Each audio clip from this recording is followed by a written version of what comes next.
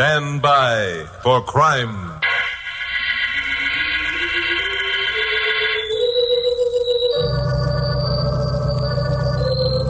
Hi. I'm Chuck Morgan, newscaster on radio station KOP here in Los Angeles. You know, being a newscaster with 2 shows daily, you sometimes have to scratch around to dig up a yarn that's different from the run-of-the-mill stuff. Unfortunately, or fortunately, depending on how you care to look at it, I came up with a couple of jackpot stories a while ago, and now my listeners expect me to do it at least once a week. That's why when one day last month I had nothing very exciting on the fire, I was beginning to feel a bit desperate. And that's why also when the phone rang and a mysterious voice said that if I'd come to a certain address, he'd give me a story that would jack up my Hooper rating at least 5 points, I decided to go, even though the address was 35 miles away in the Elizabeth Lake region. So, Carol Curtis, my blonde secretary, and I climbed into the old jalopy and headed north along Highway 99. Well, Glamourpuss, how do you like this country? I like it. Gee, I had no idea there was such lushness so close to L.A. Yeah, there's a lot more now that you're here. Oh, you're just saying that because you... I know, just because I meant it. Oh, you're a cute, Chucky boy. Oh, gosh, look down there in that canyon. What? There's a creek with real honest-to-goodness water in it. Sure, that's Elizabeth Lake Canyon Creek. Runs the year round, which is unusual for Southern California. Oh, how do you know it runs the year round? Oh, I've been up here before. Doing what? Just riding around. Oh, I see. Who was with you? Who was with... Glamourpuss, you're jealous. I am not. Who was with you? Nobody. I came up to get some material on that Elizabeth Lake monster story. Oh, sure, I remember. It was that yarn about the monster that used to rise up out of the lake and frighten the Indians in the old days. Mm-hmm. Is that where we're going now? Yeah, we're almost at where we're going now, if the directions Amos Bugsby gave me are correct. Just who is this Amos Bugsby, anyhow? That's what we're up here to find out. Well, don't you know anything about him? Mm-mm. What he does, or what he looks like, or why he phoned instead of coming in, or anything? Yeah. All I know is he said he had a hot story, and if I wanted it, come on up and give it to me. Oh, he sounds like one of those crackpots to me. Let's hope so. Makes the trip more interesting. Well, there's the cliff. What cliff? That cliff with the niche in it. Bugsby said the road at his place turned off to the left just before we got to it. Yeah, there it is. Good gosh, it doesn't look as though a car had been here for years. I hoped we'd find something like this. Why? More chance of a good story. There's the cabin. Well, it's just a shack hidden away in the bushes. Looks deserted, too. Well, let's get out. Wait a minute, Chuck. What's the matter? It isn't deserted. There's a rifle barrel sticking out of that window. Yeah, and a man behind it. Duck, Glamourpuss, he's going to shoot.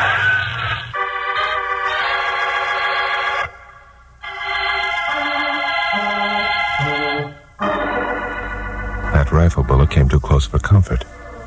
I began to think that this Bugsby was not only a crackpot, but one of those crackpots about whom I'd broadcast something at one time. And now he'd baited me into a trap to get his revenge. Anyway, we were ducks in a barrel sitting out in the open with no chance of a getaway. I was estimating the chances of reaching the comparative safety of the heavy undergrowth when the door of the house opened. And a man carrying a rifle stepped out. He was the ugliest man I'd ever seen. Besides normally twisted features, he had a ragged scar running from the corner of his mouth to his right ear. Don't move. Either one of you. I got you covered. We're not arguing that, my friend. What's the idea of using us for target practice? You're Chuck Morgan? That's right. Let's see your driver's license. I showed him my driver's license. His whole attitude changed at once. He apologized for shooting over our heads and explained that his own life was in danger and he couldn't take any chances with strangers. Well, we got out of the car and followed him to his shack. Sit over there, Miss Curtis. I think you'll find it comfortable. Thank you. Look, this is all very fine. Oh, yes, I know, Mr. Morgan. I don't blame you for being annoyed, but every minute of every day, my life is in danger. Well, I haven't slept for more than 2 hours at a time for weeks. I don't dare step outside this cabin in the daylight. Well, what's it all about, Mr. Bugsby? Yeah, you said you had a story for me. What is it? I have, Mr. Morgan. And when I've finished, I think you'll agree that your trip up here was worthwhile. Oh, shoot. So I better begin at the beginning. As you can see, I'm a very ugly man. And that means I'm a lonely man. Loneliness is just about the hardest burden a man could have to bear. And that's why I answered the ad in the newspapers. Now, don't tell me you joined one of those Lonely Hearts Clubs. Oh, I understand your contempt, Mr. Morgan. I hope when I've told you the rest of my story, you'll change your attitude. I did more than join a Lonely Hearts Club. I replied to an ad which stated that a young widow desired correspondence with a middle-aged gentleman who lived in the country. My home was in Lancaster. I have a wheat ranch there. Well, we corresponded, and eventually Helen Cutler, her name is, asked me to visit her at her home in Santa Monica. I accepted, but with a certain amount of misgiving.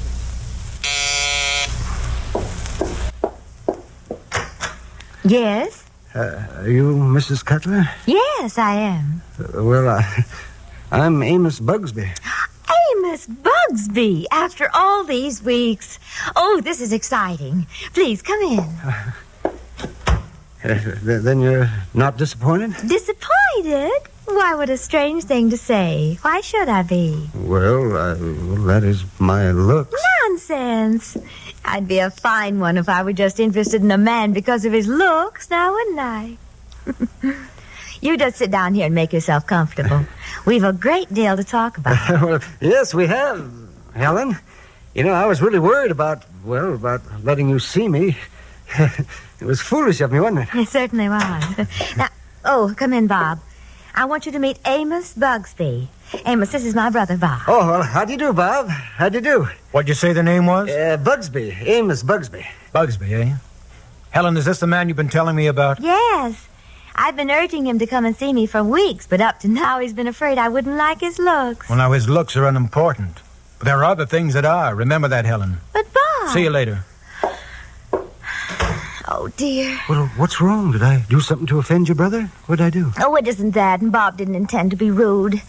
It's just that... Well, since my late husband died, Bob has been taking care of me. We aren't very well off, and he's so afraid I'll marry some man who hasn't the means. Oh, well, he needn't worry about that as far as I'm concerned. Oh, my, no. Really, Amos? Yes, indeed. I have a wheat ranch, you know. It's a big one, too, and I've saved my money. I'm a rich man. I guess I'm worth nearly $500,000. Oh, Amos, that's wonderful. I can well afford to support a wife. Yes, I can. You're embarrassing me, Amos. Oh, I'm sorry. I didn't intend to appear forward. You're not angry? Of course not. And you will let me call again? Well, of course. I want you to call just as often as you can. Can't be too often to suit me.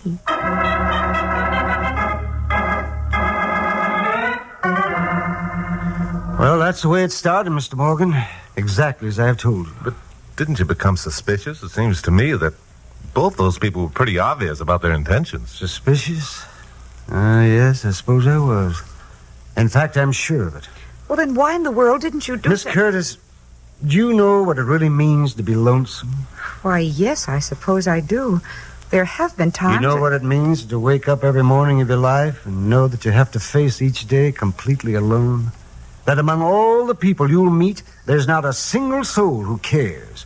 And there's no one to do little things for you, or for whom you can do little things. That when night comes, you'll go to bed in an empty house and you'll lie awake there, longing for the sound of a friendly voice or the touch of a loving hand. Well, that's the way it's been all my life, Miss Curtis. I've never been without an ache in my heart and a longing. Oh, I'm sorry. Oh, no. That's all right. I just want you to know why I closed my eyes to those suspicions and why I only saw and heard the things I wanted to see and hear. Oh, yes, I knew, but the happiness I experienced during the 2 weeks before Helen and I were married was worth every moment of the misery and the fear that followed. Then you were married. Oh, yes, we were married. Yes, indeed. We were married by a justice of the peace. And after the ceremony, we stopped by Helen's home so she could pick up some things before starting on our honeymoon. Well, here we are, my dear. You run in and get your suitcase, and then we'll drive directly to the airport. I got the plane tickets right here in my pocket. Come on in with me. Oh, yes, of course. course. Oh, Helen, Yeah? how about a little kiss? Nuts. Come on inside. Oh, I'm sorry, my dear. Oh, well, there's time enough for that later, huh? Yeah, time enough for that later. Well, here we are. Now, you hurry along. Don't be too long. I'm an impatient husband, you know. Oh, you are, huh? Bob! Hey, Bob! Well, the newlywed, huh? So you got him, eh, Helen? Yeah, I got him. Everything ready? Everything just dandy. Okay, stupid, get in here. What's that? You talking to me? Well, what do you mean in here? Look, monkey face, don't ask questions. Just do like you're told. Well, Helen, what's the meaning of this? Just do like my brother says, darling, and you'll find out. Yeah, but I don't understand. Why are you pointing that gun at me, Bob? So you'll know I mean business. Are you going to do like I say, or do you want it right here? Well, doesn't he understand that I'm your husband? That you're in love with me? In love with you? Are you kidding? Who could fall in love with a mug like that? But, darling... Don't darling me. Look, knothead. Let's face it. You fell for a sucker game, and now you're going to pay off. Sucker game? Do you mean that you don't love me? That you think I'm ugly? Ugly? Why, you don't even look like a human being. You think I'd fall in love with a clumsy oaf like yourself? You're crazy. But you did fall in love with me. You married me. You're my wife. I won't be for long. What do you mean by that? Just what you're thinking, old man. Right now, I'm your wife.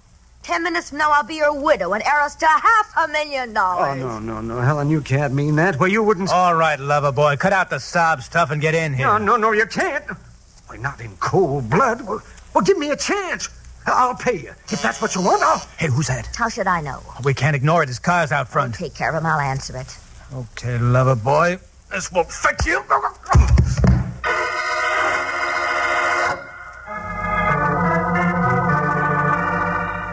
What happened after that? I woke up on the floor of an adjoining room. I heard voices in the next room. There was some talk of overdue rent, and I didn't wait to hear any more. I got out of there as fast as I could. And then what did you do? Well, I didn't dare go home. I knew they'd be after me. I was so confused and disillusioned. I spent the night alone in the motel. Why did you go to the police? I thought of that the next morning, and then I read in the papers that Helen had beat me to it. Beat you to it? Yes, Helen was very clever. She told the police that I had married her and then deserted her. So now the police are looking for me, too. Helen and her alleged brother are clever, all right. Even if you did go to the police, what kind of a case did you have? The records show you were married. You have no proof other than your own word that she and her brother had threatened to murder you. On the other hand, you'd run away. That's it, Mr. Morgan. That's it exactly.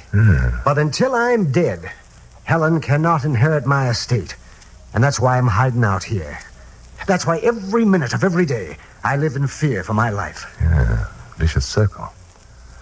On the other hand, Helen and her brother won't leave town until they do locate you. And in order to exist, they've got to continue with their lousy business. What do you mean by that, Chuck? I mean, I know something about this racket. Helen and her brother move from city to city, working on people like Amos. This is probably the most important job they've ever run afoul of. So they'll stay here until they find Amos, working the same gag, only under different names. And what are you going to do about it? I'm going to watch for the next newspaper ad to appear. Then I'm going to answer it. And marry Helen myself.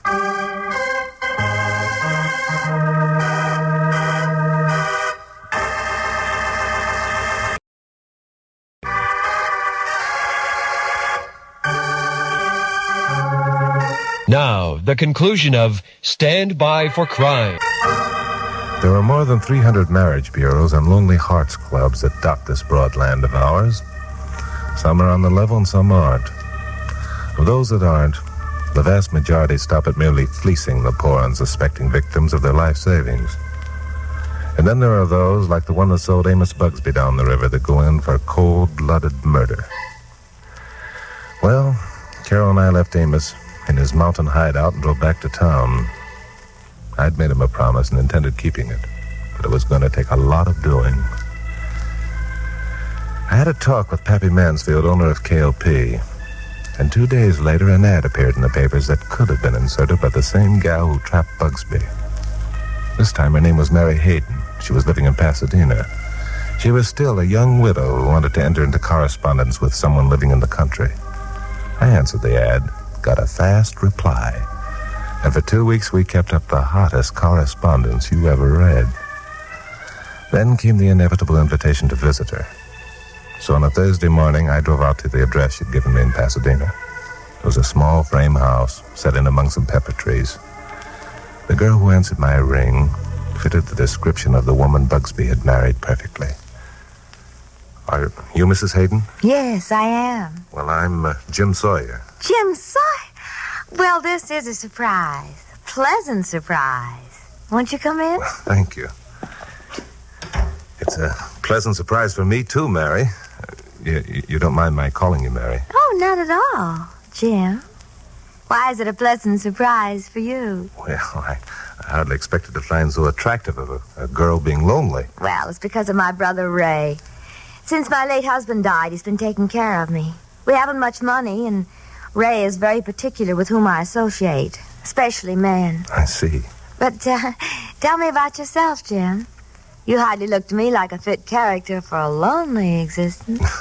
Well, as I told you in my letters, I work for an oil company and spend most of my time in the field. Never any women around, and when you're boss of a crew, you don't get to know your men very well. I understand perfectly. Oh, here's Ray. Ray, this is Jim Sawyer. Jim, this is my brother Ray. Hello, Ray. What did you say the name was? Sawyer, Jim Sawyer. Sawyer, eh? Mary, is this the man you've been telling me about? Yes. Isn't he attractive? I knew he would be. He wrote such nice letters. His looks are unimportant. But there are other things that are. Remember that, Mary. But Ray... See you later. Oh, dear. What's the matter with him? Did I say something wrong? Oh, it isn't that. Ray didn't intend to be rude. It's just that... Well, he's so afraid I'll marry some man who hasn't the means. Oh, well, he needn't worry about that as far as I'm concerned. Really? When I said I was in oil, I meant I had shares in several wells. My income runs around $50,000 a year. You think that'd satisfy your brother? Oh, Jim, that's wonderful. I didn't mean to be prying. I didn't mean to be proposing marriage at this early stage.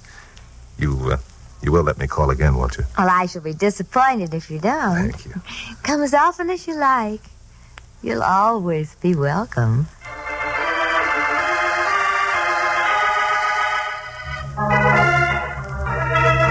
Well, the whole thing was following the Amos Bugsby pattern perfectly. That pair read their lines without a fluff. Ray had entered on cue. The entire act was running as smoothly as the oil in my alleged wells. During the next 10 days, I saw a lot of Mary. We did the town. And in spite of myself, I had a pretty good time.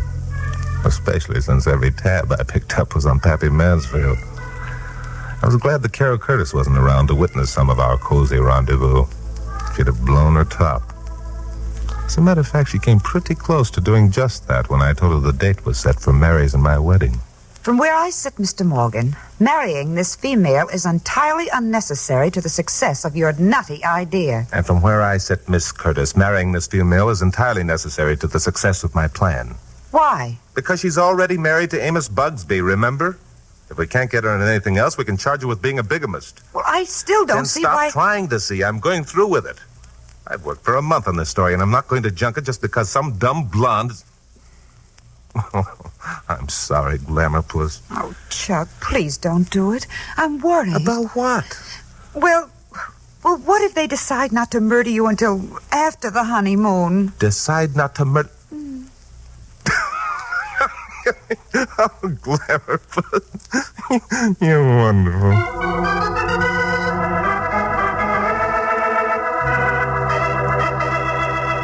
Well, I went through with it, all right. Only it didn't turn out as I'd planned. Something happened I hadn't counted on. Something that very nearly threw me for a loss. The Amos Bugsby pattern held through the ceremony, which was performed by a justice of the peace. But when we started back to Mary's place to pick up her things, it changed. Mary didn't say 2 words until we stopped in front of the house. And she just sat there. Well, what's the matter, sweetheart? You don't look very happy. I'm not. You get over it. Lots of brides are unhappy the first couple of hours. Come on now. Get your things and we'll get... No, Jim, no. I don't want you to go in there. Well, why not? I want to say goodbye to Ray. Ray isn't home. He had to leave town this morning on business. Well, look, I'm not going to let you carry those heavy suitcases. They aren't heavy. I can manage them all right. You stay here and wait for me. I'll be right back. I sat there a minute or two trying to figure this one out. Then I saw a car pull up to the opposite curb. Bill Meggs and Pappy Mansfield were inside. They sat there watching me. Well, this was it. I signaled them to go around back of the house, got out of the car, and started up the walk. You two-timing little chisel, you think that's going to make any difference? I mean, you're... Don't, Jim, you can't. I won't let you. What's going on here? Well, if it ain't the brand new groom, all in a sweat to get started on his honeymoon.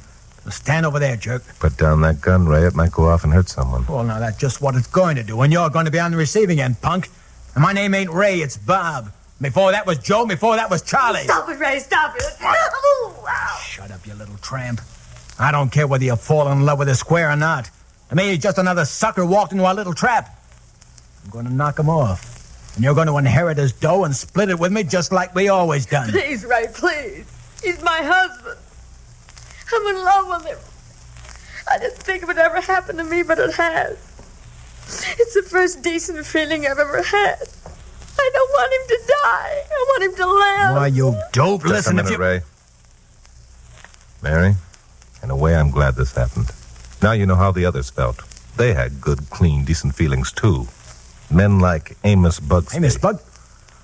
Who the devil are you? Not the man you think, Ray. I'm Chuck Morgan, newscaster on radio station KLT. Mary, did you hear that? I don't care who he is. He's my husband, and I'm in love with him. I'm sorry, Mary. I'm not your husband. Not while Amos Bugsby and a few others are alive. And you don't love me? I despise you, Mary, for a cheat and a murderess. Oh, no, you can't mean that. You do love me. All those things you said. None of them were anywhere near as bad as the things you said or did to men like Bugsby. You're no good, Mary. Instead of winding up on a honeymoon, you're going to wind up in a gas chamber. Well, listen to that, will you? Wind up in a gas chamber. And just how do you think you're going to pull that one out of the hat? You know, if you got an idea you're going to walk out of here without a hole in your head, you're nuts. I'm not altogether a fool, Bob. Listen. You hear that? That's the police coming in the rear door. The minute I give the signal, they'll be coming in the front door, too. Why, you... Oh, not before I take care of you, they won't. Mary, stand back. Get out of the way. No, you're not going to shoot him. I don't care what happens to me. I love him. Get out of the way, I said. No, I don't care what happens to me. You're not going to shoot him. Mary! You little fool. Let him have it, Bill!